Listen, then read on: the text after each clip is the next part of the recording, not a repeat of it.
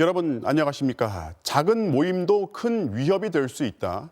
정부가 성탄절과 연말 연시 작은 모임도 금지하는 고강도 대책을 전국으로 확대했습니다. 수도권에서는 오늘 밤 12시부터 5명 이상 사적 모임을 금지시킨 데 이어서 내일 밤 12시부터는 전국의 모든 식당에서 5명 이상 모임을 금지한 겁니다. 또 전국의 스키장, 유명 해돋이 명소와 국공립공원도 폐쇄했습니다. 먼저 이다근 기자가 보도합니다. 해변을 가득 메운 인파가 해맞이를 보며 새해 소원을 빕니다. 매년 새해 첫날 전국의 산과 바다에서 흔한 풍경이었지만 이번에는 볼 수 없게 됐습니다. 모레 24일부터 내년 1월 3일까지 연말연시 특별 방역 강화 조치가 시행돼 강릉 정동진과 울산 간절곶 등 전국의 해넘이, 해맞이 명소에서 행사가 전면 금지되고 출입도 통제됩니다. 국공립공원 역시 모두 폐쇄됩니다. 최근 집단 감염이 잇따라 발생한 스키장과 눈썰 매장, 스케이트장 등 179곳의 겨울 스포츠 시설 운영도 중단됩니다. 호텔과 리조트 등 숙박시설은 객실의 50%만 예약이 가능하고 나머지 예약은 모두 취소해야 합니다. 방역상 불가피한 조치인 만큼 많은 이해와 양해를 요청드립니다. 여행을 계획하셨던 분들은 꼭 취소하시고 집에 머물러 주시기를 부탁드립니다. 이와 함께 전국의 모든 식당에선 5명 이상 모일 수 없고 위반하면 이용자는 10만 원, 업주에게는 최대 300만 원의 과태료 처분이 내려집니다. 집단 감염의 진원지가 되고 있는 요양병원과 정신병원 종사자들도 사적 모임을 할 수 없습니다. 전국에 걸쳐서 시행하며 거리 두기 3단계보다 더 강화된 방역 조치도 함께 담아 3차 유행의 기세를 확실히 꺾고자 합니다. 또 파티 장소로 이용되는 파티룸에는 집합 금지 조치가 내려졌습니다. 교회 등 종교시설에는 2.5단계 조치가 전국으로 확대 적용돼 모임과 식사가 금지되고 성탄절에도 비대면 예배를 실시해야 합니다. 백화점과 대형마트에서의 시식, 시음, 견본품 사용, 휴게실 이용도 모두 금지됩니다. MBC 뉴스 이덕열입니다. 해맞이를 위해서 올해 마지막 날 서울에서 강릉으로 가는 KTX 승차권은 이미 매진된 상황입니다. 또 성탄절 연휴부터 연말 연시 호텔과 리조트 예약이 어느 정도였을지 짐작하실 겁니다. 당장 이걸 취소하고 조정해야 하는 상황입니다. 이어서 조규환 기자입니다. 강원도 정선의 한 스키장. 방역 태세를 갖추느라 3주 늦게 개장했는데 슬로프에도 리프트 탑승장에도 이용객들은 그리 많지 않습니다. 하루 평균 방문객 수는 작년의 20% 수준인 1,700여 명. 그야말로 뚝 떨어졌습니다. 그런데 이마저도 영업을 중단해야 합니다. 이 스키장의 경우 운영을 시작한 지 불과 2주 만에 문을 다시 닫게 됐습니다. 영업 중단 발표에 시즌권 환불과 숙박권 취소 방법을 묻는 문의가 하루 종일 쏟아졌습니다. 스키장들도 당황해하지만 주변 상권은 당황 그 이상입니다. 스키 장비처럼 겨울 한철만 장사하는 곳에선 당장 생계를 걱정하고 있습니다. 문을 열자마자 이렇게 문을 닫으라고 하니 이거 너무나 힘듭니다. 이거는 생계에 위협을 받고 있으니까 정부 차원에서 어떤 지원이 있어야 되지 않겠나. 해맞이 명소가 즐비한 동해안 지역도 상황은 비슷합니다. 비록 코로나 상황이라곤 하지만 그래도 반짝 특수는 가능하겠지라고 기대했던 일부 상인들은 이제 한숨만 쉬고 있습니다. 완실 정도에서 이제 한 70% 초반대까지 떨어졌으니까 취소 이유는 이제 주로 거의 이제 코로나 이후로 이제. 강릉, 경포와 정동진, 동해추암 등 동해안의 모든 해맞이 명소는 출입 통제 준비에 들어갔습니다. 시민들의 요구사항도 있고 해서 정동진 등 모든 해변에 대하여 출입 통제를 포함한 구체적인 대책을 지금 세우고 있는 중에 있습니다. 하지만 오는 31일 서울에서 강릉과 동해로 가는 KTX 열차가 모두 매진된 상황임을 감안하면 해맞이 명소를 폐쇄하려는 지자체와 어떻게든 일출을 즐기기 위해 몰려든 관광객 간에 일부 마찰이 있을 수도 있다는 우려도 나오고 있습니다. MBC 뉴스 조규환입니다. 자, 이번 조치가 내일 밤 12시부터 적용되니까 당장의 혼선과 혼란은 불가피해 보입니다. 이런 경우는 어떻게 되는 건지 여러 궁금증들 있을 겁니다. 이번 대책을 취재한 기자 연결해서 질문해 보겠습니다. 김윤미 기자. 네, 보도국 오픈 스튜디오입니다. 자, 지금 이제 식당에 5명 이상 갈 수가 없잖아요. 그런데 만약에 일행이 8명이에요. 그러면 두 테이블에 4명씩 나눠서 앉으면 되지 않냐. 이런 얘기들이 있어요. 네, 총 인원이 5명이 넘으면 무조건 안 됩니다. 방역당국은 8명이 4명씩 이렇게 2개의 테이블을 잡아서 멀찌감치 떨어져서 식사하는 것도 금지 대상이라고 밝혔습니다. 이 몰래하면 누가 알겠냐고 생각할 수 있겠지만 나중에 역학조사 등을 통해서 위반 사실이 확인되면 벌금뿐 아니라 이 치료 비용 등에 대한 구상권까지 청구될 수 있습니다. 정부는 식당 이외에 5인 이상 사적 모임도 취소를 강력하게 권고했는데요. 이 권고니까 위반해도 처벌은 안 받는 거죠. 하지만 수도권의 경우엔 다릅니다. 이 내일부터 집합금지 행정명령이 적용되기 때문에 수도권의 경우에도 장소를 불문하고 5명 이상이 사적으로 모이면 과태료가 부과됩니다. 자, 뭐 이게 성탄절 연휴 또 신정 연휴 숙박시설 예약하신 분들 많을 텐데 예약해 놓은 걸 이제 어떻게 해야 하고 이게 며칠 안 남았잖아요. 지금 취소를 해도 이게 위약금이 없는 겁니까? 공정위가 마련한 코로나 위약금 감면 기준에 따르면요. 거리두기 3단계에서는 100% 환불받을 수 있습니다. 2.5단계 이하에서는 일정 부분 위약금을 내야 합니다. 지금은 비수도권의 경우 2단계 상황이죠. 제가 일부 업소에 전화를 해봤더니 아직 정부에서 세부 지침을 못 받았다. 어느 정도 감면해야 될지 못 정했다라는 답을 들었습니다. 이 정부가 구체적인 기준을 정할 필요가 있어 보입니다. 네. 그리고 스키장 운영을 중단시켰단 말이죠. 그런데 이게 이제 대표적인 야외 운동인데 골프는 금지가 안 됐어. 이게 무슨 차이죠? 네, 그렇습니다. 스키 자체는 혼자 타니까 괜찮을 수 있지만 이처럼 리프트나 매표소 앞에는 한꺼번에 모이니까 위험하다고 봤습니다. 또 스키장 안팎에 있는 식당 같은 경우는 이 전국에서 온 사람들이 이용하다 보니까 방역에도 취약하다는 겁니다. 이 반면 골프장은 금지가 안 됐는데요. 이 골프장은 숙박을 하거나 다중이용 시설을 이용할 가능성은 적다고 본 겁니다. 하지만 위험성이 커지면 이 골프장도 운영을 제한할 수 있다고 방역당국은 설명했습니다. 자, 정동진 같은 이제 해돋이 명소를 폐쇄하기로 했는데 그럼에도 불구하고 개인별로 찾아갈 수가 있단 말이죠. 네, 정동진을 예로 들면요. 이 주변에 최대한 관광객을 막는 이 줄을 친다거나 출입 금지 같은 안내문을 게시해서 관광객들이 접근을 막을 예정입니다.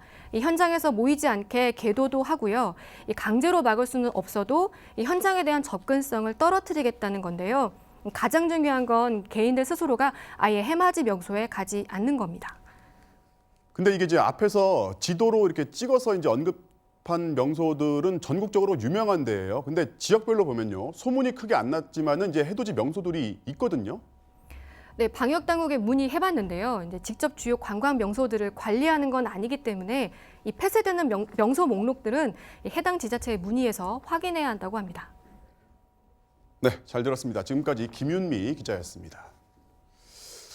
자, 오늘 발표한 정부 대책은 거리두기 3단계에도 없는 고강도 조치입니다.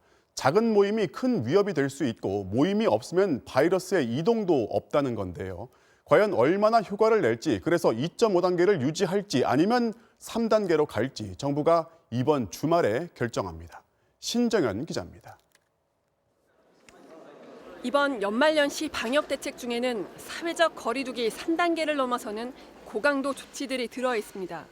숙박시설 예약을 절반으로 제한하고 요양병원과 요양시설 종사자의 사적 모임을 금지한 것 등은 3단계에는 없는 내용입니다.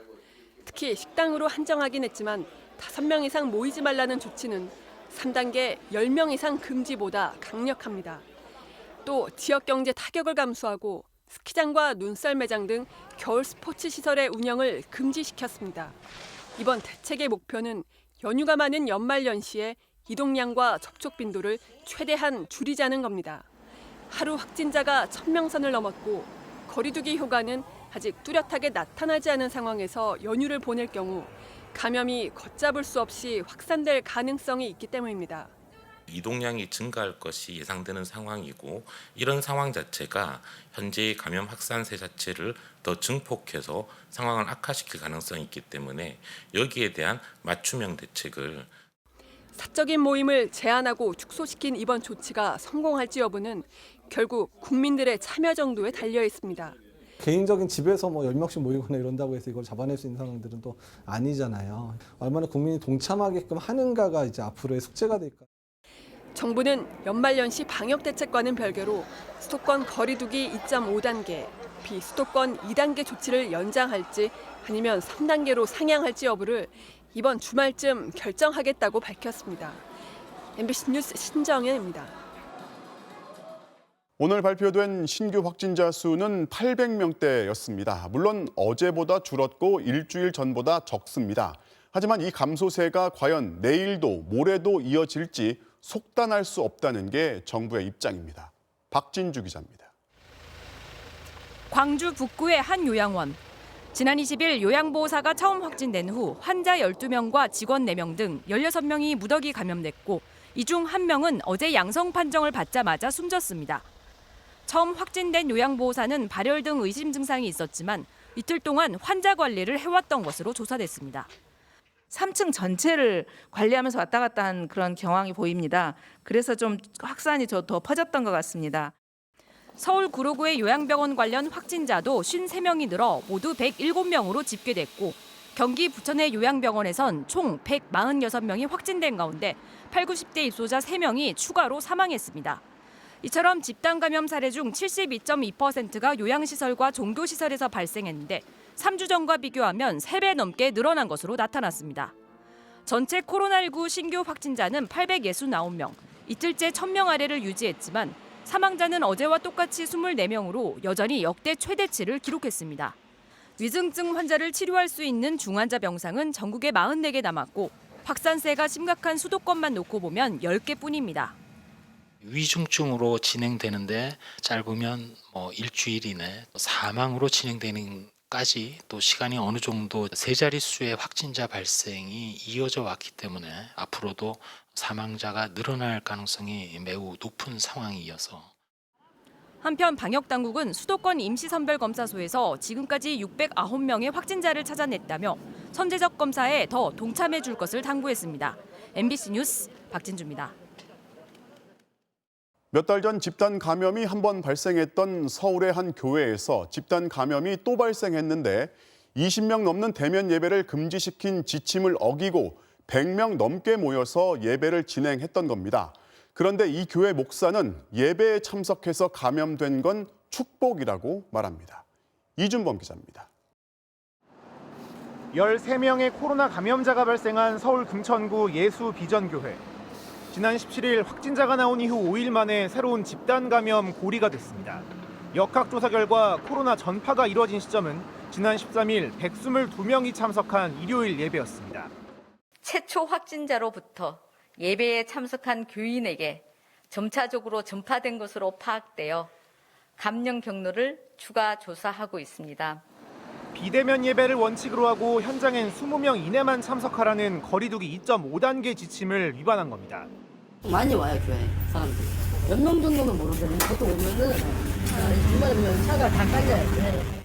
그런데 이 교회에서 확진자가 나온 건 처음이 아니었습니다. 지난 6월에도 교인 단합대회 등에서 확진자 7명이 발생했습니다. 이런 일을 겪고도 교회 측이 예배 인원을 제한하지 않았던 겁니다.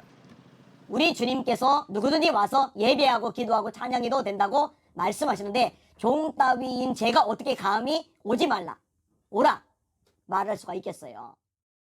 목사는 예배에 참석했다가 코로나에 감염되는 건 잘된 일이라는 발언도 공개적으로 합니다. 제가 정색을 하고 말했어요. 주님이 원하신 대로 예배를 드리다가 어려움을 당한 사람들이 더 잘된 거라고, 그들이 더 복이 있는 거라고. 방역당국은 해당 교회 집합금지 명령을 내리고 신도 등 137명에 대해 검사를 진행하고 있습니다. 또 지난 12일부터 20일까지 해당 교회를 방문한 사람은 모두 진단검사를 받으라고 통보했습니다. MBC 뉴스 이준범입니다. 동일 집단 격리는 특정 시설을 통째로 차단시켜서 시설 안팎으로 추가 확산을 막기 위한 조치입니다. 그런데 그 안에서 이 확진자와 비확진자를 철저히 분리하지 못하면 오히려 내부에 있는 모든 사람으로 번지는 건 시간 문제가 됩니다. 충북 음성의 소망병원이 지금 그런 상황입니다. 이지연 기자가 취재했습니다. 협력병원인 충북 괴산의 성모병원이 지난 15일 코로나19 검사 결과도 확인하지 않고 환자를 보내는 바람에 시작된 음성 소망병원의 집단 감염 사태는 오늘 38명이나 추가되며 누적 환자가 85명으로 치솟았습니다. 지난 17일 6명을 시작으로 다음 날 30, 하루 쉬고 3, 그리고 어제는 8, 또 오늘은 무려 38명까지. 이렇게 검사를 할 때마다 거의 매일 확진 환자가 쏟아지고 있는 겁니다. 확진 환자가 나온 병동은 모두 4곳. 방역당국은 이 가운데 초기에 나온 2곳의 출입을 통제하는 동일 집단, 즉 코호트 격리를 했고 병원 자체에 대한 외부인 방문과 진료도 최소화했습니다. 교수하고 이제 상담해가지고 그런데 들어가지 못하냐고 차를 갖다 세워놓고 문제는 격리된 병동 내부의 전파입니다. 확진 환자 85명 가운데 단 2명을 뺀 83명이 격리병동 안에서 나왔습니다. 물론 확진 환자가 나올 경우 병실은 서로 분리하도록 했지만 소용이 없었습니다. 한 병동에 100명이 넘는 환자가 20개 남짓한 병실에 나눠 지내다 보니 거리 두기가 어렵고 무엇보다 화장실과 욕실이 각 병실이 아닌 병동에 딱 2개만 있어 이를 공동 사용을 해야 하는 게 가장 큰 문제입니다. 방역당국은 결국 확진 환자는 물론 해당 병동에 머물다 음성 판정이 나온 사람들도 모두 격리병실이 있는 다른 병원으로 옮기기로 했습니다.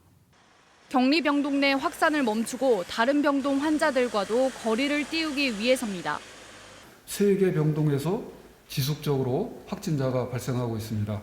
특정 병동에서는 계속해서 확진자가 발생할 것으로 예상하고 있습니다. 인접 지역인 청주의 참사랑 요양원과 괴산의 성모병원 등 다른 코호트 격리 시설에서도 감염이 잇따르는 상태. 이곳의 환자들이 대부분 고령이고 기저질환이 있는 상황이라 우려는 더 커지고 있습니다. MBC 뉴스 이지연입니다. 미국에서는 2번째 백신인 모더나의 백신도 접종을 시작했습니다. 바이든 당선인도 공개적으로 백신을 접종했습니다. 그리고 주저앉은 미국의 경제를 살리기 위해서 우리 돈 1,000조를 투입하는 경제 대책도 의회를 통과했습니다. 워싱턴 박성호 특파원이 보도합니다. 모더나 백신을 처음 맞은 사람 중 하나인 이 간호사에게 백신의 의미는 퍽 다릅니다. 코로나의 아버지를 잃었고 자신과 시아버지까지 걸려 크게 앓았던 터라 이제 가족들을 지킬 희망을 보게 됐습니다. Being severely ill myself, 36 days of my father being in the intensive care unit here, this vaccine is hope. 이전까지는 4년 만에 나온 볼거리 백신의 개발이 가장 빨랐고 에이즈는 아직도 백신이 없는 현실에서 11개월 만에 2번째 백신 접종에 미국이 들썩였습니다. 백신을 공개 접종한 바이든 당선인은 트럼프 대통령의 공을 인정했습니다. One of the things is that I think that the administration deserves some credit getting this off the ground with Operation Warp Speed. 의료진과 요양원 거주자들에 이은 다음 접종 대상도 나왔습니다. 경찰, 교사, 식료품점, 종업원 등 최전선 필수 업종 종사자들과 75세 이상 노인들에게 백신을 맞히라고 질병통제예방센터는 권고했습니다. 코로나에 주저앉은 경제를 살리기 위해 무려 900억 달러, 우리 돈 1,000조 원을 쏟아붓는 대책도 의회를 통과했습니다. 이에 따라 연소득 약 1억 원이 안 되는 사람들은 생활비 66만 원을 지급받고 실직자는 내년 3월 중순까지 일주일에 33만 원을 받게 됩니다. 소상공인 지원에 275조 원이 투입되며 퇴거를 유예시키는 대신 집주인한테 지급하는 월세로 28조 원이 배정됐습니다. Big bipartisan majority of us recognize the incredible amount of good it will do when we send it to the president's desk. It is a good bipartisan bill. It addresses the food needs of the American people. 성탄절 앞두고 모처럼 훈훈한 소식이 이어졌지만 연휴 앞둔 여행객들의 대이동에 보건당국은 긴장하고 있습니다. 이미 지난 3일 동안 300만 명이 비행기를 타고 여행을 떠났습니다. 추수감사절의 여파처럼 크리스마스의 악몽이 현실이 될까 걱정이 큽니다. 워싱턴에서 MBC 뉴스 박성호입니다. 다른 나라의 백신 접종 소식이 나오면 우리는 언제, 아직도 이런 지적들이 나옵니다. 그런데 전문가들은 접종을 언제 시작할지보다 그래서 집단적인 면역이 언제 완성될지 그러니까 출발보다 도착이 더 중요하다고 말합니다. 그 이유를 박선아 기자가 설명해 드립니다. 우리에게 가장 익숙한 독감 백신. 주사기 형태로 한 명분씩 담겨 있어 의원급에서도 쉽게 맞을 수 있습니다. 하지만 코로나 백신은 그렇지 않습니다. 일단 한 명분씩 담긴 건 없고 회사별로 다르지만 대부분 백신 한 병에 최소 5명분이 담겨 있어 접종 과정이 까다롭습니다. 특히 화이자 백신은 영하 70도씨에서 운송 보관한 뒤 접종 전 녹여야 하고 녹으면 식염수를 섞어 5명에게 나누어 접종하게 되는데 이 과정이 2시간 안에 이루어져야 합니다. 이렇다 보니 독감 백신처럼 하루 수백만 명의 대규모 접종은 불가능합니다. 이미 접종을 시작한 미국과 영국도 하루 5만 명 이상 접종을 못하고 있습니다. 하루 10만 명씩 접종한다 해도 1,000만 명이 2번씩 맞으려면 200일은 걸릴 거란 전망이 나옵니다. 전문가들은 접종을 먼저 시작한다고 집단 면역이 빨리 생긴다고 볼 수 없다며 접종 계획을 잘 세우는 게 중요하다고 강조했습니다. 빠르게 접종하기가 어려워요. 그래서 먼저 시작한 게 꼭 먼저 끝난다 이런 게 아니고 어떻게 예방접종을 할 수 있느냐가 일단 준비가 돼야 됩니다. 또 이미 접종을 시작한 나라들 역시 올겨울 3차 유행을 피하기는 어려울 전망입니다. 다음에 이게 유행이 되는 것을 막기 위해서 지금 저희들이 구입을 하고 있는 겁니다. 계획대로 순차적으로 하면 다음에 그 4차 유행이 왔을 때를 막을 수 있다. 이런 가운데 정부는 얀센과 화이자 백신에 대한 최종 계약을 이르면 내일 체결할 예정입니다. 우리도 특별히 늦지 않게 국민들께 백신 접종을 할 수 있을 것이라고 그렇게 믿고 있고 또 준비를 잘 하고 있습니다. 식품의약품안전처는 오늘 얀센 백신에 대한 허가 전 사전 검토에 착수했다고 밝혔습니다. MBC 뉴스 박선아입니다. 강력한 거리두기 정책으로 사실상 가게 문을 닫아야 하는 이 소상공인들의 경제적 손실을 누가 얼마나 보상해 줄지 정부와 여당의 대책이 윤곽을 드러내고 있습니다. 3차 재난지원금은 물론이고 임대료 못 냈다고 가게 빼라는 말 못하게 하는 대책도 담겨 있습니다. 이학수 기자가 취재했습니다. 내년 초 지급될 3차 재난지원금에 소상공인 임대료 지원 대책을 포함하기 위한 정부 여당의 논의가 속도를 내고 있습니다. 일단 전체 재난지원금 규모는 4조 원 안팎으로 가닥이 잡힌 것으로 알려졌습니다. 새 예산에서 확보한 3조 원과 지난 2차 추경 때 집행되지 않은 5천억 원, 또 추가 지출이 가능한 항목을 추리고 있습니다. 이 재난지원금 안에서 구체적으로 어떻게 임대료를 지원할지는 아직 정해지지 않았습니다. 다만 임대료로만 낼 수 있도록 강제하거나 정부가 직접 임대인에게 지불하는 방안은 검토되지 않은 것으로 알려졌습니다. 영업 제한으로 힘든 게 임차인만은 아니기 때문에 역차별 논란을 불러올 수 있다는 겁니다. 그래서 일단 재난지원금을 정액 지급하고 그 안에서 형편에 맞게 쓰도록 한다는 방향이 우세합니다. 영업이 금지 또는 제한되는 업종의 임대료 지원 등에 대해 당정 협의를 마무리하는 대로 국민께 발표해 드리겠다는 말씀을 드립니다. 민주당은 또 미국과 영국 등 일부에서 시행 중인 임차인 퇴거 유예 제도도 검토 중인 것으로 확인됐습니다. 감염병 대응 조치로 인해 영업에 타격을 입어 임대료를 못 낸 점포의 퇴거를 한시적으로 유예할 수 있도록 하겠다는 겁니다. 아울러 임대료를 깎아주는 임대인들에게 감면 금액의 70%, 많게는 100%까지 세액공제를 해주자는 내용의 법안들도 상임위를 중심으로 논의할 방침입니다. 정부와 여당은 코로나로 인한 피해를 가장 크게 받고 계신 소상공인과 중소기업들을 위한 추가적인 지원을 준비하고 있습니다. 하지만 이 같은 대책에서 임차인 보호를 위해 임대인에게 피해를 줄 수 없다는 지적도 나옵니다. 이재명 경기지사는 지금의 경제 위기는 임대인의 잘못이 아니라며 임차인의 경제 손실은 임대인이 아닌 국가 재정으로 부담해야 한다고 강조했습니다. 또 피해 실태에 비해 검토되는 지원 규모가 너무 적다며 내년 초 조기 추경 편성이 불가피할 거라는 의견도 흘러나오고 있습니다. MBC 뉴스 이학수입니다. 정부 정책에 따라서 자영업자들은 오늘도 자기 손으로 가게 문을 잠갔습니다. 그럼에도 임대료, 월세는 꼬박꼬박 내야 합니다. 우리 건물주가 착한 임대인이기를 바라거나 이번 달은 사정을 봐달라고 호소하는 건 근본적인 해결책이 아닙니다. 또 어떤 임대인은 나는 조물주 위에 있다는 부자 건물주가 아니라면서 나도 어렵다고 말합니다. 지금 같은 전례 없는 상황을 헤쳐나가기 위해서 자영업자들이 정부 정책에 따라주고 그렇게 연대해서 희생해주고 있다면 그들의 손해는 결국 정부가 책임져야 한다는 목소리가 나옵니다. 더 이상 새 준이와 새 든이 사이 감정과 눈치 싸움에 맡길 게 아니라 정부가 존재하는 이유를 선명하게 직접 지원으로 보여줘야 한다는 얘기입니다. 또한 그 직접 지원의 규모는 언발의 오줌 누기 정도가 아니라 정책의 효능감을 충분히 느낄 수 있도록 넉넉해야 할 겁니다. 수백억 원대 편법 증여 의혹이 제기된 국민의힘 전봉민 의원이 오늘 보도 이틀 만에 탈당했습니다. 또 전 의원의 부친이 MBC 취재 기자에게 뇌물 3천만 원을 건네려 했던 사실에 대해서 사죄의 뜻을 밝혔는데요. 하지만 편법 증여 등의 의혹에 대해서는 함구하거나 부인했습니다. 먼저 조명아 기자가 취재했습니다. 인사청문회에도 불참한 채 종일 자취를 감췄던 국민의힘 전봉민 의원.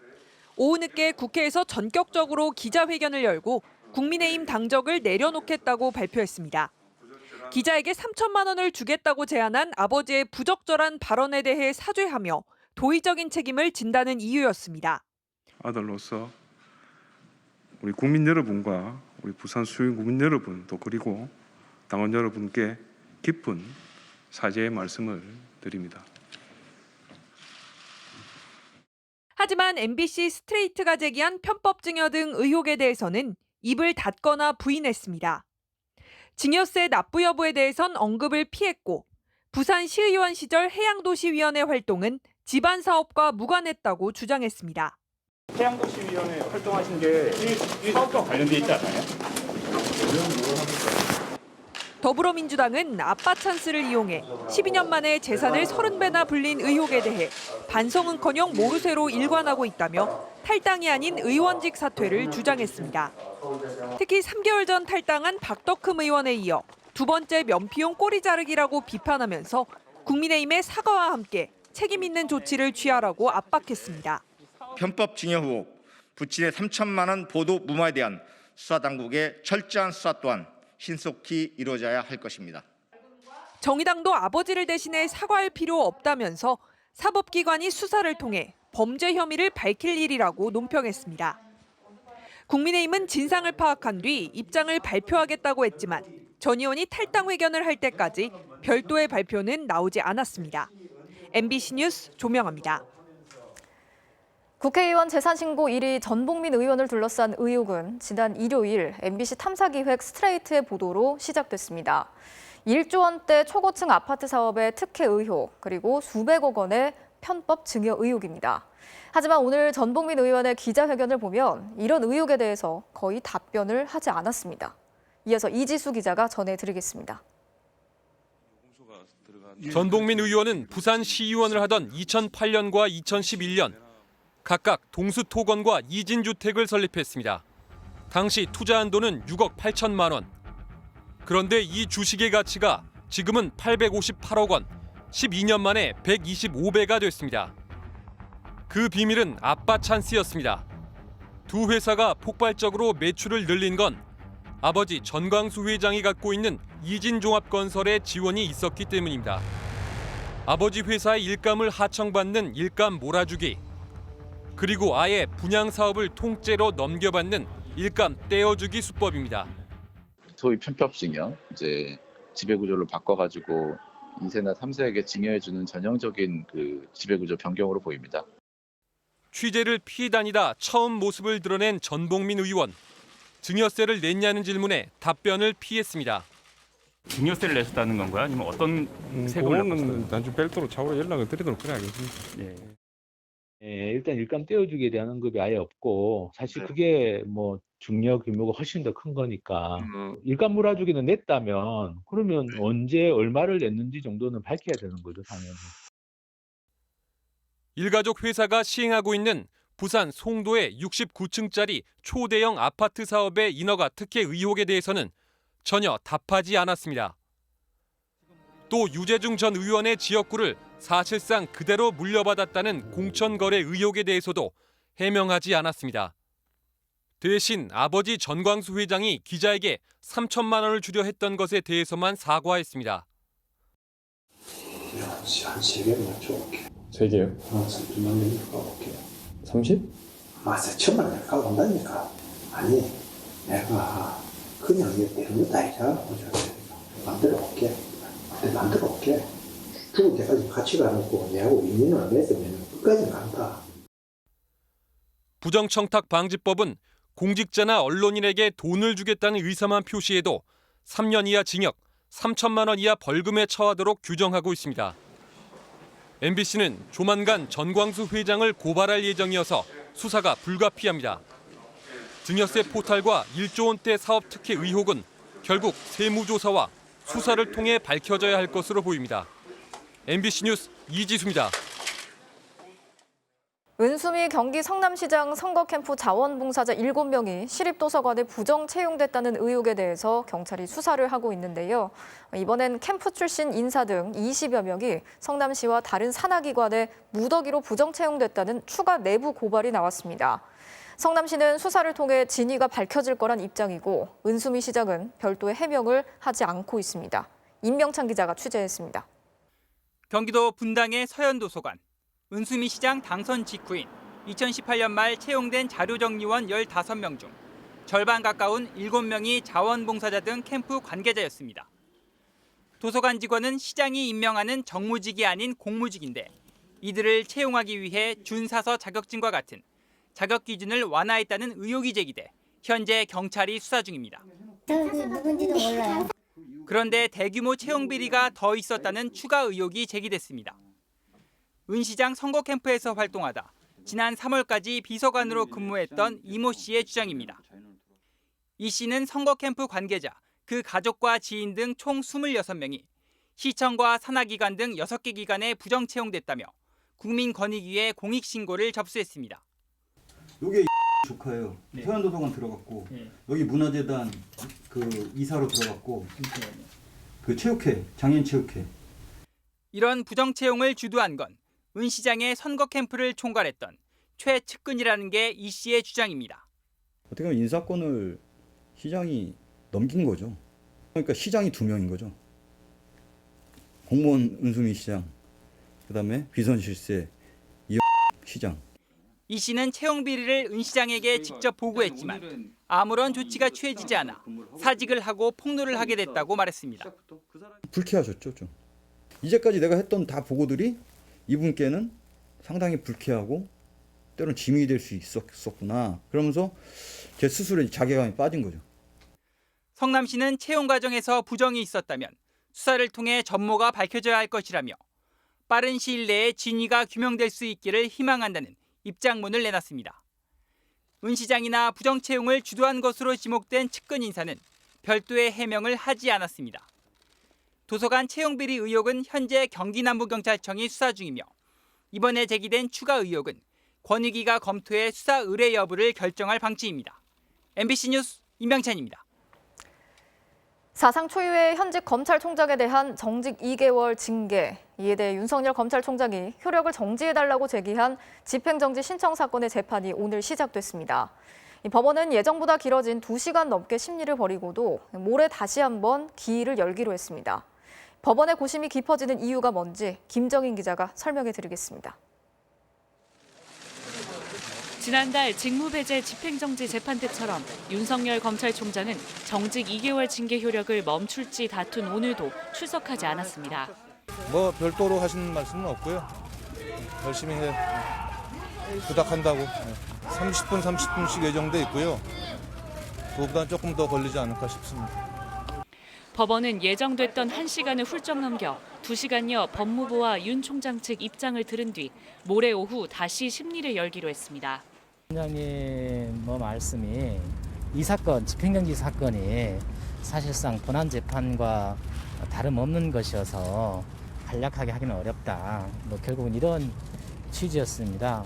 아마도 좀 더 심도 있는 그 심리를 할 것으로 보이고요. 윤 총장이 낸 소송은 2가지. 징계를 아예 취소해달라는 본안 소송과 이에 앞서 징계 효력을 멈춰달라는 신청인데 법원은 이 집행정지 사건도 사실상 본안 소송처럼 자세히 들여다보기로 한 겁니다. 따라서 재판부는 징계에 따른 당장의 회복 불가능한 피해 여부뿐 아니라 본안에서 주로 다룰 징계 사유나 절차상 문제까지 따져 물었습니다. 모레 재판에서도 판사 사찰 의혹과 채널A 사건 감찰 수사 방해 등 4가지 징계 사유에 대한 공방이 이어질 것으로 보입니다. 법무부는 윤 총장에 대한 정직은 대통령이 헌법상 권한과 책무에 따라 내린 처분으로 정지될 경우 행정 조직의 안정이 깨질 수 있다고 강조했습니다.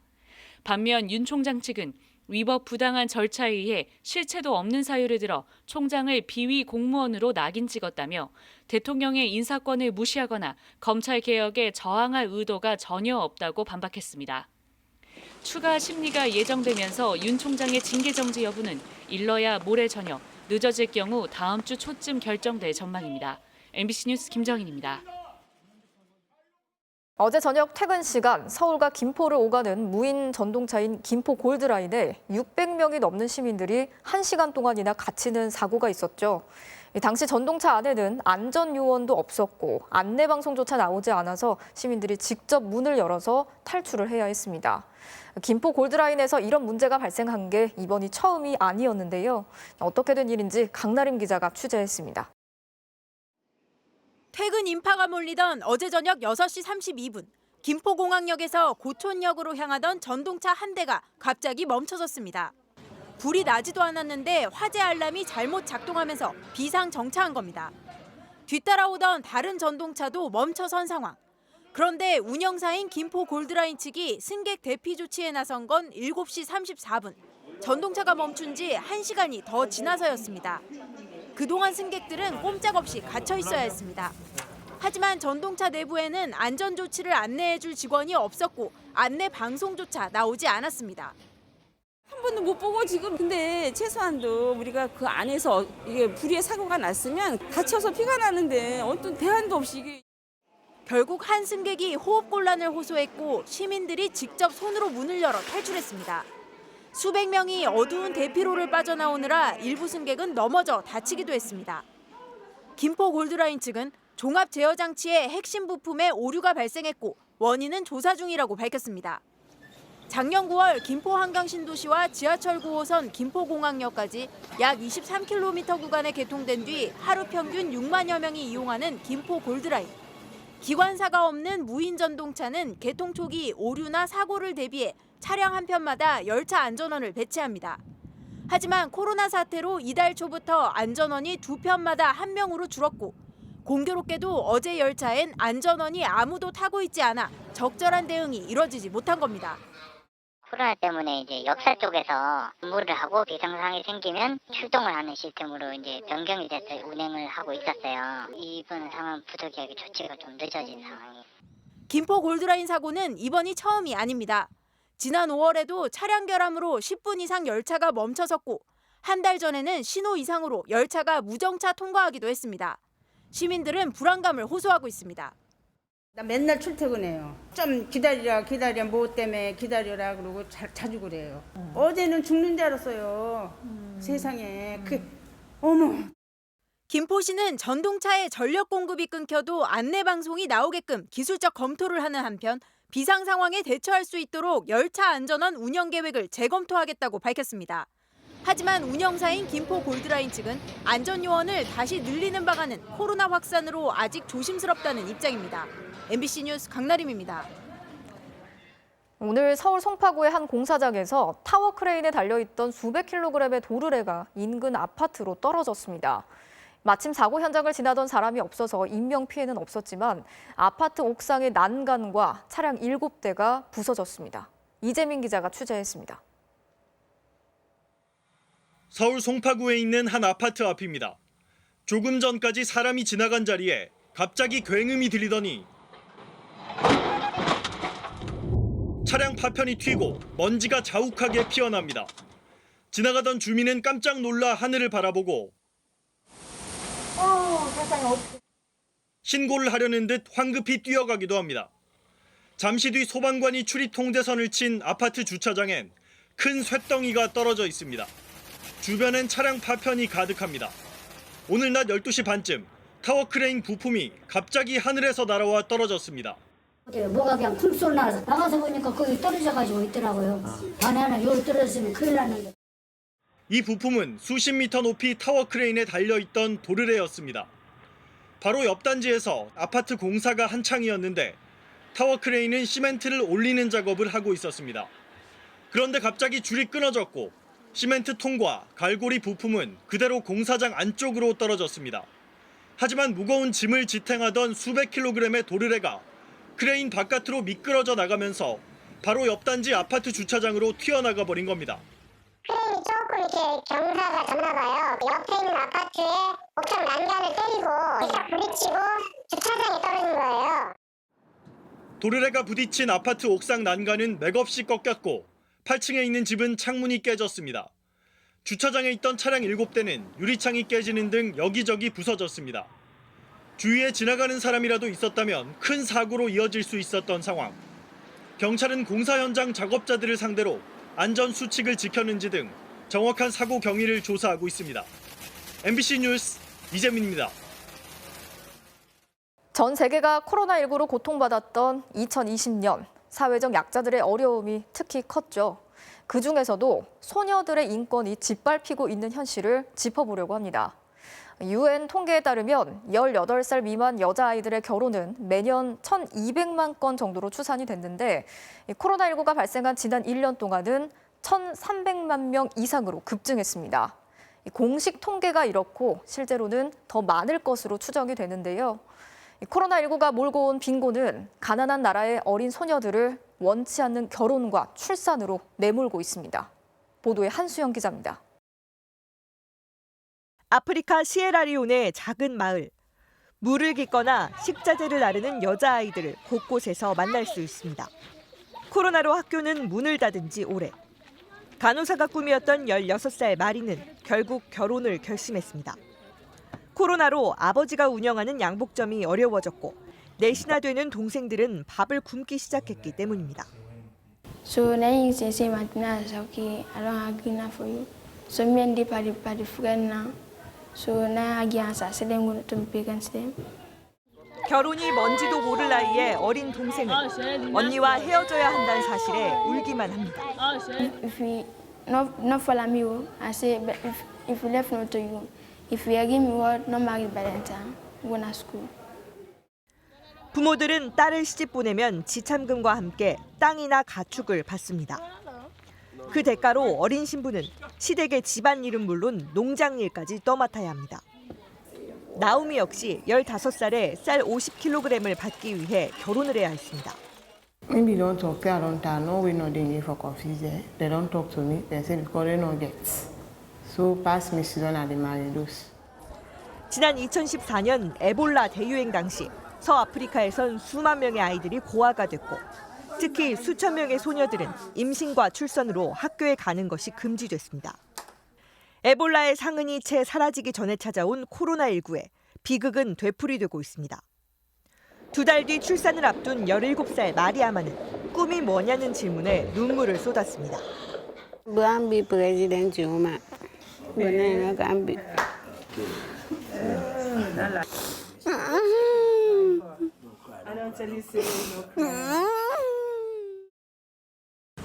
세계에서 미성년 결혼율이 가장 높은 국가인 인도네시아.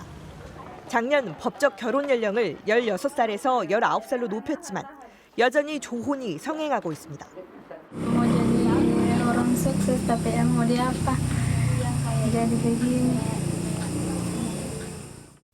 특히 코로나19 이후 급증해 인도네시아 서자바 지역에서만 올 들어 9월까지 5천 건의 조혼이 신고됐습니다. 같은 기간 10대 미혼 임신도 급증했습니다. 케냐의 16살 소녀 리넷은 튀김을 사주고 용돈을 주는 성인 남성을 만났다가 임신했습니다. 봉쇄령으로 학교가 문을 닫자 한 푼이라도 벌기 위해 도시로 갔다가 벌어진 일입니다. Naona mimi mtoto mdogo kupata mimba. Unaona shida gani zikikuja sasa?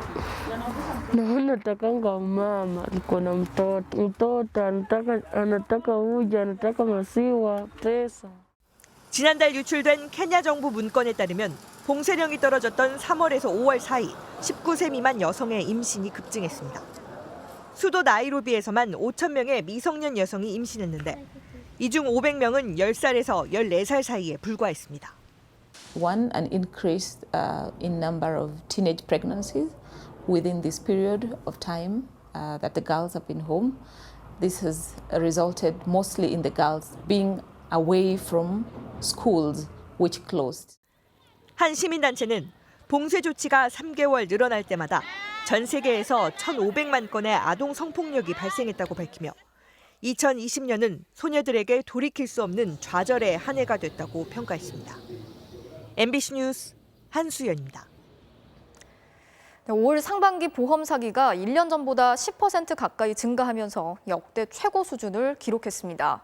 코로나19로 경기가 나빠지면서 일반인들의 생계형 범죄가 크게 늘어난 게 특징입니다. 보도에 노경진 기자입니다. 어두운 골목길. 승용차 뒤쪽으로 젊은 남성 2명이 탄 오토바이가 바짝부터 따라옵니다. 차량을 멈추고 후진하는데 오토바이가 그대로 다가와 부딪히더니 옆으로 쓰러집니다.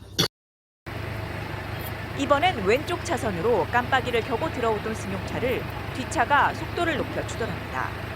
이른바 뒷쿵. 차선을 변경하거나 후진하는 차 등을 뒤에서 받아 사고를 유발한 뒤 보험금을 타내는 사기 수법입니다. 깜빡이를 켜고 들어가면 서행을 해주거나 조금 하잖아요. 속도가 오히려 더 붙어서 들어오더라고요. 금융감독원이 올 상반기 보험 사기 사건을 취합한 결과 적발 금액은 4,500여억 원, 적발 인원은 47,400여 명으로 1년 전에 비해 10%가량 늘었습니다. 역대 최고 수준입니다. 특히 뒷쿵과 같은 자동차 고의 충돌이 41%나 증가했고 10대와 20대 가담자도 28% 급증했습니다. 코로나 여파가 조금 작용했으리라고 생각이 되어지는데요. 이 10대, 20대들이 아마 SNS에 이제 고액 일당을 미끼로 범행 차량을 운전시키거나 아니면 동승자로 탑승시켜서 코로나 여파로 보험 사기 양상도 달라져 장기 입원이 어려워지면서 이른바 나이롱 환자는 30% 줄어든 반면 허위 장애나 허위 진단 같은 단발성 보험 사기는 31% 늘었습니다. 한 안과병원은 불필요한 백내장 수술을 유도하고 환자 검사 기록을 조작해 37억 원 가까운 보험금을 더 타냈다가 적발되기도 했습니다. 통원일보다 입원일에 검사를 하는 경우 훨씬 더 많은 보험금을 청구할 수 있다는 점을 악용해서 통원일에 백내장 검사를 하고 마치 입원일에 검사를 한 것처럼 진료 기록을 조작해서 또 보험 설계사나 자동차 정비업자 등 보험 관련 종사자들의 보험 사기는 감소한 반면 무직이나 일용직, 요식업 종사자 등 생계형 사기의 비중은 크게 증가한 것으로 나타났습니다. MBC 뉴스 노경진입니다. 위장 전입을 한 뒤 아파트를 분양받고 장애인을 앞세워서 특별 공급 물약을 청약한 사람들이 무더기로 적발됐습니다. 이들이 챙긴 부당이익은 확인된 것만 300억 원이 넘었는데 부정 청약으로 당첨된 아파트는 모두 취소될 수 있습니다. 김수근 기자가 취재했습니다. 2,000세대가 넘는 경기도 과천시의 한 아파트 단지입니다. 지난해 5월 분양한 이 아파트는 676세대 모집에 7,700명이 몰려 11.5대 1의 높은 경쟁률을 기록했습니다. 청약 경쟁이 뜨거웠던 가운데 불법 사례가 적발됐습니다. 아파트가 들어설 지역에 실제로 사는 것처럼 가짜 임대차 계약서를 쓰고 위장 전입을 한 뒤 매달 임대료까지 보낸 A씨. 해당 지역에 거주하는 실수요자에게 먼저 기회를 주는 거주자 우선 공급을 통해 분양을 받았고 1년 반 만에 아파트 값은 7억 원이나 올랐습니다. 지금 호가는 16억 선, 18억 하지 않을까요? 지난해 이 아파트를 분양받은 사람 중 19명은 경기도 과천에 위장 전입한 것으로 드러났습니다. 과천뿐만 아니라 경기도 의정부와 광주, 광명까지 위장 전입을 한 뒤 분양에 당첨된 사람이 모두 60명이었는데 이들의 부당 이익만 300억 원이 넘었습니다. 위장 전입은 이제 주택법에 의해서 부정 청약으로 간주됩니다. 당첨된 아파트에 대해서는 회수 조치도 할 수 있습니다. 장애인 특별 공급을 악용한 일당과 이른바 떴다방 업자들도 붙잡혔습니다. 부산에 사는 장애인 3명을 경기도 남양주로 위장 전입시킨 뒤 의왕의 아파트 3채를 분양받고 대판 브로커 3명과 재개발 조합원의 분양권을 불법으로 거래해 9억 6천만 원의 차익을 챙긴 업자 5명도 단속을 피하지 못했습니다. 1억 6,500, 그다음에 4층은 5,500. 위험하지 않아요? 경기도 특사경은 지난 8월부터 석 달간 부동산 시장을 교란시킨 232명을 적발하고 내년에도 불법 부동산 매매 단속을 강화하겠다고 밝혔습니다. MBC 뉴스 김수근입니다. 이어서 오늘 이 뉴스 전해드리겠습니다. 지난해 세상을 떠난 가수 구하라 씨의 재산 분할에 대해서 법원이 판결을 내렸는데요. 이에 대한 양측의 입장을 직접 들어봤습니다. 양육의 의무를 다하지 않은 가족이 유산을 받을 권리가 있는가? 가수 구하라 씨가 세상을 떠난 후 우리 사회에 남긴 숙제. 논란은 20여 년 동안 연락 한 번 없던 친모가 빈소에 나타나 구 씨의 상속재산 절반을 요구하면서 시작됐습니다. 구 씨의 오빠가 이런 요구가 부당하다며 소송을 낸 겁니다. 법원이 결정한 유산 분할 비율은 6대4. 홀로 구 씨를 양육한 아버지가 20%를 더 받아야 한다고 판단했습니다. 미성년 자녀에 대한 부모의 양육 의무는 단순히 비용을 부담하는 것만 아니라 자녀의 신체적, 정신적 발달을 위해 노력하는 걸 포함한다며 친부의 기여분을 인정한 겁니다. 친부와 친모 측의 입장을 들어봤습니다. 기여분이 인정됐다는 점에서 의미가 있다라고 생각을 하면서도 어떻게 자식을 버리고 떠난 부모가 자식의 사망이라는 그런 불행한 사고로 인해서 재산적 이익을 취득하는 이런 상황은 말도 안 되고 용납할 수 없다라고 보고 싶습니다. 재판이 제기된 이후에 그 인터넷에 사실이 아닌 그 기사들로 그 일방적으로 비난을 받는 것에 그 무척이나 괴로웠지만 그 고인의 이름이 계속적으로 언론에 나와서 그 사람들의 입에 더 오르락내리게 하는 건 엄마의 도리가 아니라는 생각에 그동안 별다른 입장을 표명하지도 않았고 현재도 마찬가지 입장이라고 하십니다. 이번 판결에 네티즌들은 뜨거운 관심을 보였습니다.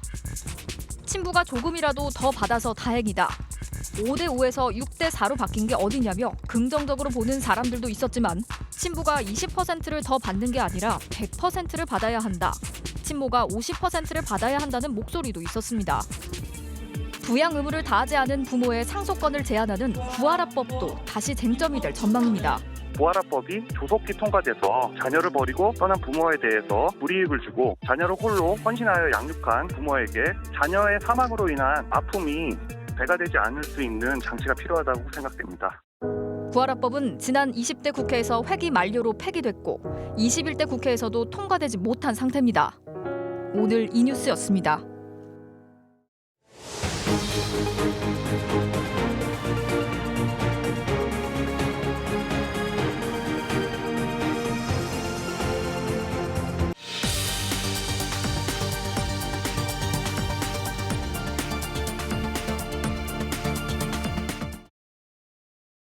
수백억 원의 은행 잔고증명서를 위조한 혐의를 받고 있는 윤석열 검찰총장의 장모 최모 씨의 첫 재판이 오늘 열렸습니다. 재판에 넘겨지고 9개월 만인데요. 동업자한테 속았을 뿐 고의가 없었다는 주장을 반복했습니다. 신재용 기자입니다. 대형 벤츠 승용차 한 대가 법원 주차 차단기 앞에 서 있습니다. 법정이 있는 건물 앞까지 승용차가 접근할 수 있게 해달라고 요청했지만 법원 관계자가 제지합니다. 지금 차 안 보이십니까? 차량은 다시 바깥으로 나갔다가 약 10분 뒤 돌아왔습니다. 곧이어 회색 모자를 깊이 눌러 쓰고 마스크로 얼굴을 가린 여성이 차에서 내립니다. 윤석열 검찰총장의 장모 최모 씨입니다. 최 씨는 법정 경위들의 도움을 받아 50m가량을 걸어 법원 건물로 들어갔습니다. 양손을 모아 가방을 쥔 채 내내 고개를 푹 숙인 모습이었습니다. 잔고증명서 위조 부탁하면서 금전적인 대가 준 거 아닙니까? MBC 스트레이트가 올해 초 최 씨와 관련한 의혹을 제기한 이후 최 씨가 공식적으로 언론에 모습을 드러낸 건 이번이 처음입니다.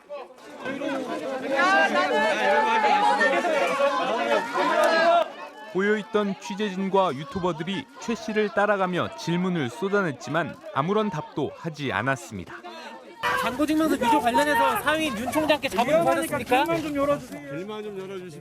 최 씨는 사문서 위조와 위조 사문서 행사, 부동산 실명법 위반 혐의를 받고 있습니다. 지난 2013년 경기도 성남시 도촌동 땅을 매입하는 과정에서 347억 원에 달하는 통장 잔고 증명서를 위조한 혐의 등입니다. 최 씨는 재판에서 통장 잔고 증명서를 위조한 사실 자체는 인정했지만 이는 함께 기소된 전 동업자 안모 씨에게 속았던 것이고 고의는 없었다는 기존의 주장을 되풀이했습니다. 오늘 재판에는 최 씨의 부탁을 받고 실제로 통장 잔고 증명서를 직접 위조한 김모 씨도 출석했습니다. 김 씨는 위조 당시 윤석열 검찰총장의 부인 김건희 씨의 회사 감사였습니다. 위조 관련해서 윤석열 총장 부인 김건희 씨에게 별도로 부탁하신 사실 없으십니까? 오늘 재판은 40여 분 만에 끝났습니다. 최 씨는 입장 때와 마찬가지로 취재진의 질의에 아무런 답을 하지 않고 벤츠 차량에 올라 법원을 빠져나갔습니다. 최 씨는 경기도 파주의 요양병원에서 20억 원대의 요양급여를 부정수급했다는 의혹에 대해서도 최근 추가로 재판에 넘겨진 상태입니다. MBC 뉴스 신재용입니다. 5.18 민주화 운동 당시 강제 진압에 투입됐다 숨진 계엄군 22명이 전사자에서 순직자로 변경됐습니다. 계엄군의 사망은 무장폭동이나 반란을 진압하다 숨진 전사가 아니라 그저 상부가 시키는 대로 임무 수행을 하다 숨진 순직으로 정정한 겁니다. 김준석 기자가 보도합니다. 1980년 5월 24일 광주 외곽으로 이동하는 공수부대 차량이 집중 사격을 받았습니다.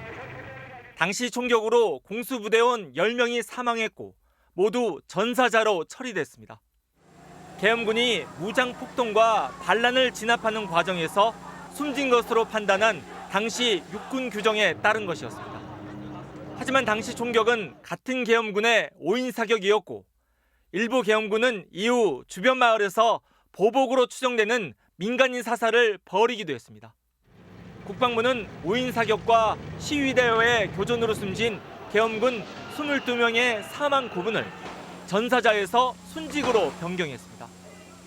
1997년 대법원이 5.18을 폭동이 아닌 헌정 질서를 수호하기 위한 시민들의 정당한 행위로 판결한 만큼 계엄군 사망자들이 전사자로 분류되는 요건을 충족하지 못했기 때문입니다. 또 당시 이들의 사망 경위에 적시된 폭도라는 용어도 삭제했습니다. 다만 계엄군 사망자가 대부분 의무 복무 중이었던 낮은 계급의 군인이었고 상부의 명령에 따른 임무 수행 중이었던 만큼 순직으로 분류해 국가 유공자 지위는 유지하기로 했습니다. 현충원 묘비 표식만 전사에서 순직으로 변경되며 유적 연금 수령 등 국가 유공자 수혜 내용이 변경되는 건 없습니다. 또한 묘지 이전 계획도 없습니다. 현재까지 5.18 민주화 운동 관련 국가 유공자로 지정된 군경은 군인 65명과 경찰 9명 등 모두 74명입니다. 국회에는 진압에 동원된 계엄군을 국가 유공자에서 배제하는 내용의 국가 유공자법 개정안이 발의된 상태입니다. MBC 뉴스 김준석입니다. 중국과 러시아의 공군이 합동으로 동해상에서 훈련을 했습니다. 그런데 20대 가까운 전투기가 우리의 방공 식별 구역을 여러 번 들어왔는데요. 우리 공군이 긴급하게 출동해야 했습니다. 이남호 기자입니다. 오늘 오전 중국과 러시아 공군기가 동해 독도 북측 상공에 출현했습니다.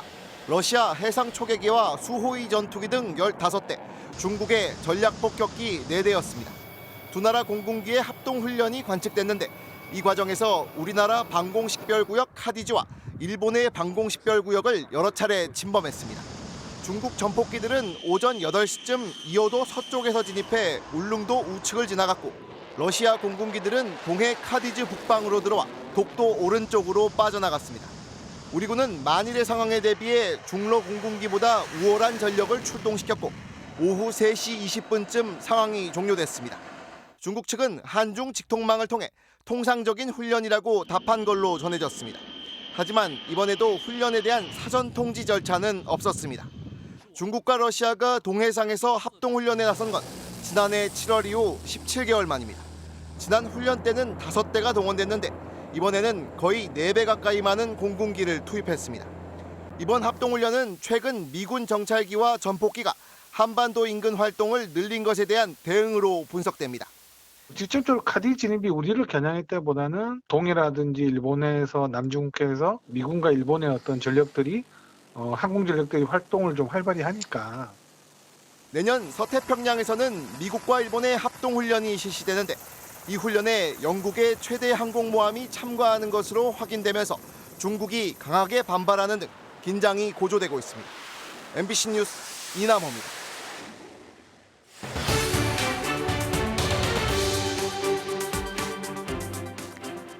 아플 때를 대비해 들어놓는 실손보험. 그런데 치료비가 많이 나왔다는 이유로 보험금을 주지 않는 보험사들이 많다는 보도를 전해드린 바 있습니다. 치료비가 많이 나온 환자에겐 나라에서 치료비 일부를 환급해 주는데 보험사들이 이걸 이유로 이중 지급이라면서 보험금을 안 주고 있는 건데요. 건강보험공단조차 황당해하는 이런 행태 뒤엔 금감원이 있었습니다. 가입자들에겐 절박한 이 문제를 금감원이 그동안 어떻게 처리해왔는지 서유정 기자가 집중 취재했습니다. 아버지가 뇌경색으로 쓰러져 3년째 병원에 계신 박영민 씨. 다행히 2008년도에 들어둔 실손보험이 있어 처음 2년간은 보험금을 받을 수 있었습니다. 하지만 지난해부터 병원비가 올라가자 보험사는 보험금 대부분을 못 주겠다고 밝혀왔습니다. 국가에서 운영 중인 본인 부담 상한제에 따라 치료비 일부가 환급될 테니 그 돈을 받으라는 거였습니다. 보험사는 실질적으로 이제 대응을 할 때 금감원에서 그렇게 했으니 너네도 그대로 따라라라는 그 말만 하면서 이제 전혀 이제 대응을 하지 않고 있어요.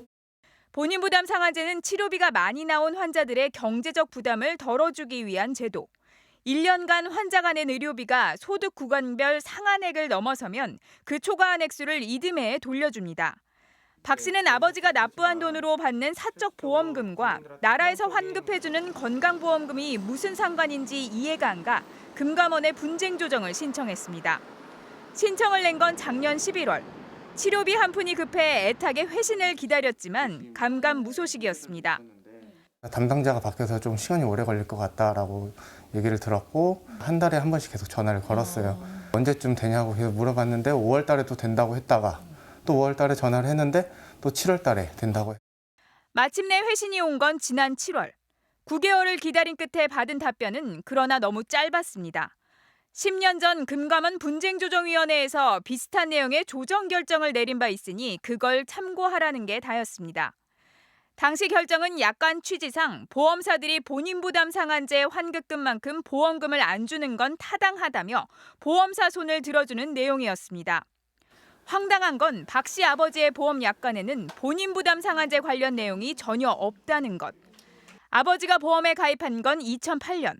보험사들이 본인 부담 상한제를 염두에 두고 보험금을 못 주겠다는 표준 약관을 만든 건 2009년의 일인데 금감원이 이런 전후 관계를 파악하지도 않고 의례적인 답변서만 보낸 겁니다. 저희의 약관에 대한 것도 이제 판별을 해줘야 되는데 그 내용 그대로 써가지고 이제 복사 붙여넣기를 한 거죠. 계속 기다리라고 했다가 결국에는 몇 달 동안 치료도 못 받고 계속 그 기구의 그 답변만 기다리고 있었는데. 그렇다면 비슷한 경우의 조정 신청은 얼마나 되고 금감원은 이걸 어떻게 처리해 왔을까? 금감원에 정보공개 청구를 했더니 최근 5년간 본인 부담 상한제와 관련한 조정 결정권은 없었다는 답이 돌아왔습니다. 가입자들이 조정 신청을 해도 단 한 번도 조정위원회를 열지 않았다는 뜻입니다. 박 씨 건을 포함해 본인 부담 상한제와 관련해 조정 신청을 낸 사례는 기자가 확인한 것만 3건. 금감원은 사정이 각각 다른 이 3건에 대해 똑같은 답변서를 보내 2010년 결정을 근거로 조정을 거부하며 보험사 편을 들었습니다. 금감원이 이렇게 방패막이를 해주다 보니 보험사들은 보험금 지급을 거부하는데 부담이 없습니다.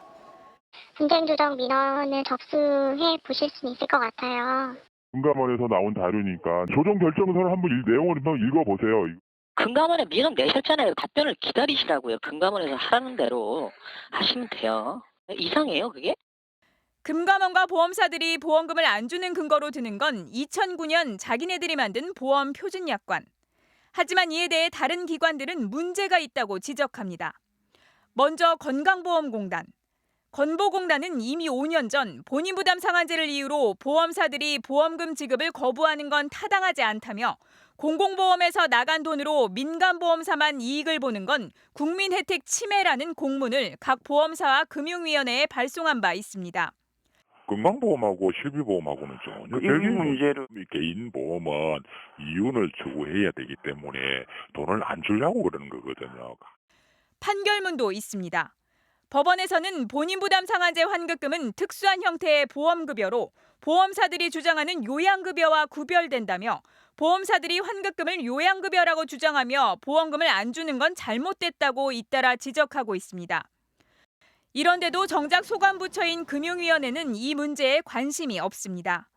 금융위는 기자의 취재에 5년 전 건보공단이 보냈다는 공문에 대해선 잘 모르겠다며 보험사들과 건보공단은 각각 입장이 다르니 이 사안은 보건복지부와 논의가 필요하다고만 답해왔습니다. 소비자 피해를 적극 예방하겠습니다. 신속하고 공정하게 해결해 줍니다. 소비자들 편에 서서 신속하고 공정하게 민원을 해결해준다는 금융감독원.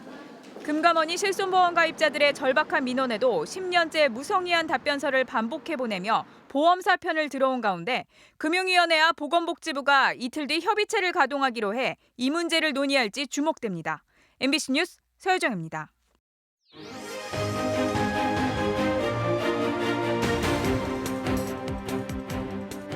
정치적 참견 시점, 오늘도 정치팀 김재영 기자와 함께 하겠습니다. 자, 오늘 준비한 소식 보겠습니다. 네.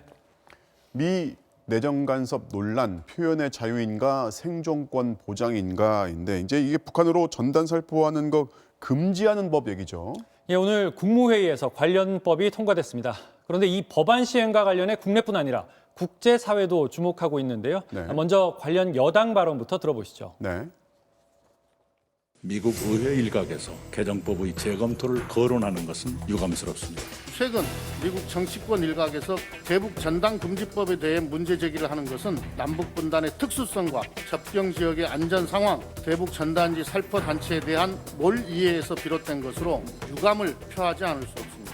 남북한 군사적 긴장이 고조되면 접경 지역 국민들은 생명의 불안만 겪는 것이 아닙니다. 전단 방지법은 생존권을 지키자는 것입니다.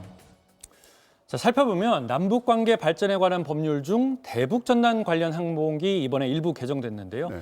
군사분계선 일대에서 유인물을 정부 승인 없이는 보낼 수 없도록 하는 내용이 신설된 겁니다. 어길 때는 벌칙도 있는데요.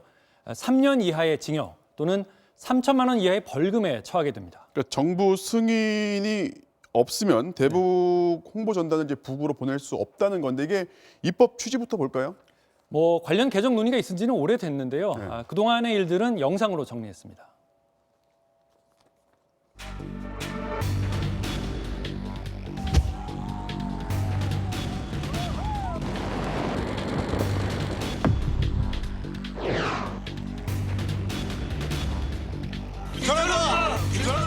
대북전단 살포 강력히 규탄한다. 눈밭에서 일도 못하게 할 지경이 될 것 같아요. 제발 전단 뿌리지 말고 조용히 좀 있으시라. 우리 국민의 입에 장화를 물려갖고 표현의 자유를 말살하자 한 건가요? 계속 사랑하는 북한 동포들에게 진실을 전할 것입니다. 네, 당시 논란이 됐던 유인물 중 일부인데요. 북한 실상을 알린다기보다는 김정은 위원장 일가를 비하하거나 희롱해서 오히려 남북관계 긴장을 조장한다는 비판도 있었고요. 또 일부 비행체가 주택에 떨어지면서 민간 피해도 발생했던 겁니다. 자, 이제 상황이 이런데 미국 의회하고 이제 유엔에서 이 법에 반대하는 입장을 밝혔어요. 네, 표현의 자유에 주목하는 미국에서 주로 의견이 나오고 있는데 국제사회의 움직임도 모아봤습니다. 네. 미 의회의 경고를 엄중히 받아들이고 대북 전단 금지법 추진을 즉각 중단하라. 스미스 의원은 성명에서 명백한 대한민국 헌법 위반이자 시민적 정치적 권리에 관한 국제교약 준수 의무를 저버리는 것이라고 밝혔다.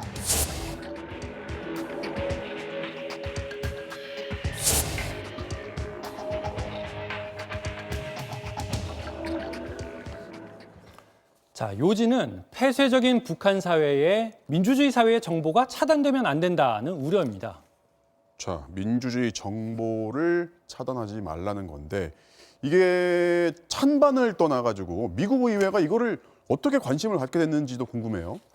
북한 인권 문제는 원래도 주요 관심사이긴 했는데요. 최근 탈북자 출신의 지성호 국민의힘 의원의 활동이 눈에 띕니다. 네. 이 법안에 반대하는 지의원은 현재 미국에 있는데요. 최근 자신의 SNS에 미 의회 관계자들을 만나 이 법안의 부당성을 알리고 있다고 밝혔는데 지난 12일이죠. 공화당 크리스 스미스 하원 의원을 만났는데 실제로 같은 날 크리스 의원이 성명을 나왔습니다. 네.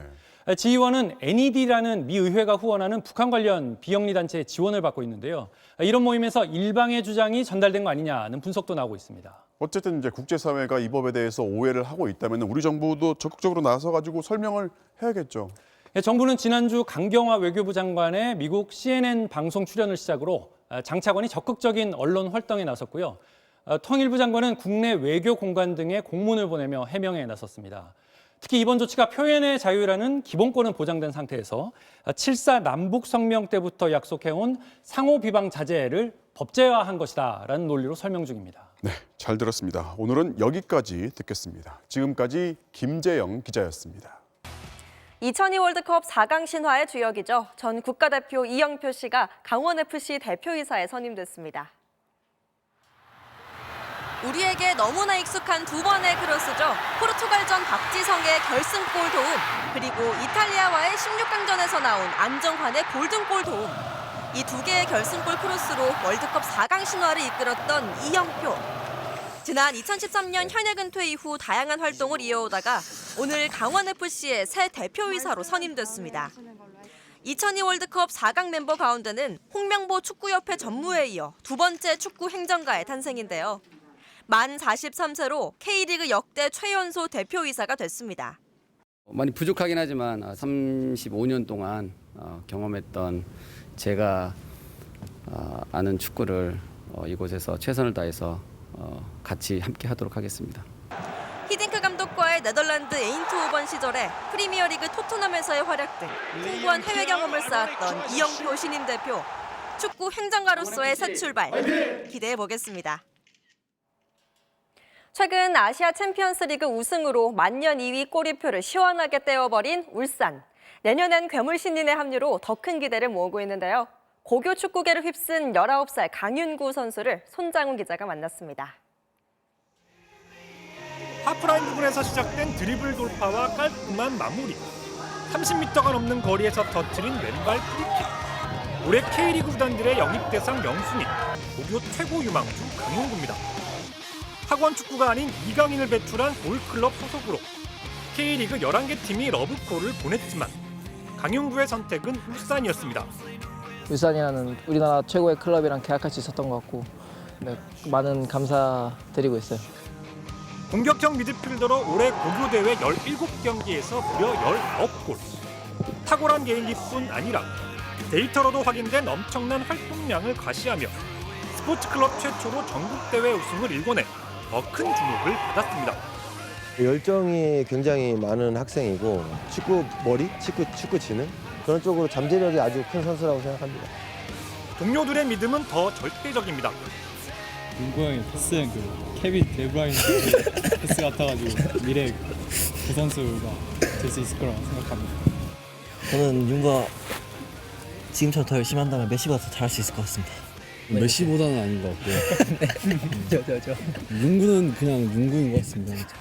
어릴 때부터 워낙 메시를 너무 좋아해서 워낙 많이 따라해서 비슷한 것 같은데 지금도 롤모델을 많이 삼고 있어요. 올해 K리그 신인왕 홍민구나 성남의 기대주 홍시우처럼 프로구단 유스팀을 거치지 않아도 성공할 수 있다는 걸 보여주고 싶다는 강윤구. 다음 달 울산에 합류해 본격적인 성인 무대 도전에 나섭니다. 경기를 최대한 많이 나서는 게 목표고 핵심 선수가 되고 싶은 게 제 꿈입니다. MBC 뉴스 손장훈입니다. 이른바 팬 사찰 의혹으로 논란을 빚은 프로야구 키움 구단에 대한 징계가 내일로 미뤄졌습니다. 키움 구단이 허민 의장의 야구놀이 영상을 찍은 팬을 사찰했다는 의혹에 대한 상벌위원회. 의혹을 제기한 이태근 선수도 참석했습니다. 어쨌든 뭐 결과가 다 나와 뭐 증거라든지 다 나와 있는 부분이기 때문에 KBO에서 잘 처리해 주실 거라고 생각하고 있습니다. 그런데 키움 구단 측은 오늘 구체적인 징계 논의가 없었다고 했습니다. 심의를 한다고 표현을 받았고 제재 대상자도 없다 그랬어요. 뭐 때문에 그러면 누구를 제재를 하냐에 대한 그게 없었어요, 전혀. 선수가 구단 징계를 요구한 유례없는 상황에 결국 KBO는 확실한 결론을 내지 못했는데요. KBO는 키움 구단에 추가 소명 기회를 주고 내일 징계 결과를 발표하기로 했습니다.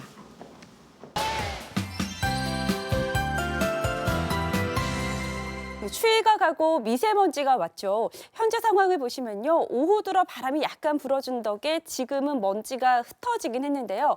하지만 이도 잠시 또 스모그가 유입되고 있습니다. 이 시각 서울의 농도는 35마이크로그램을 보이고 있는 반면 호남 서해안 지방부터 다시 먼지가 쌓여가면서 전남 한평이 73마이크로그램으로 1시간 전보다 농도가 더 짙어졌습니다. 밤 사이는 대기 정체도 맞물리면서 내일은 공기질이 더욱 나빠지겠습니다. 내일 밤부터 북쪽에서는 비구름이 다가옵니다. 내일 밤과 크리스마스 이브날 오전 사이에 비나 눈이 내릴 텐데요. 기온이 높아서 주로 비로 내리겠고요. 양은 5mm 안팎으로 적겠습니다. 오후부터는 청정한 북풍이 내려오면서 성탄절 아침 서울 기온이 다시 영하 5도로 떨어지는 등 겨울다운 추위가 찾아오겠습니다. 내일 출근길 내륙에서는 안개도 뒤엉키겠고 건조특보가 내려진 동해안 지방 내일 밤부터 바람도 강하게 불겠습니다. 아침 최저 기온은 서울 1도, 부산 3도로 오늘보다 높겠고요. 낮 최고 기온도 서울 8도, 광주 11도까지 오르겠습니다. 다가오는 일요일에는 강력한 한파를 몰고 올 비나 눈이 내릴 전망입니다. 날씨였습니다. 12월 22일 뉴스데스크 마치겠습니다. 시청해주신 여러분 고맙습니다.